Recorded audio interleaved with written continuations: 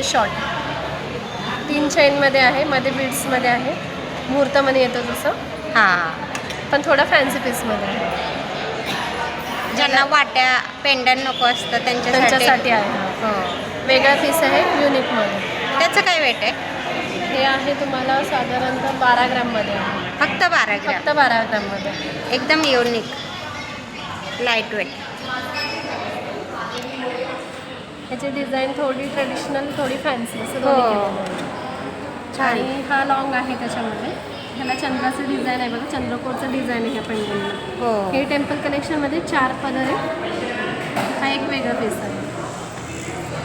त्याचं वेट काय? त्याचं वजन आहे 6 तोळ्यापर्यंत. 6 तोळे. आणि लेंथ काय आहे त्याची? लेंथ आहे याची 34 इंच. 34 इंच.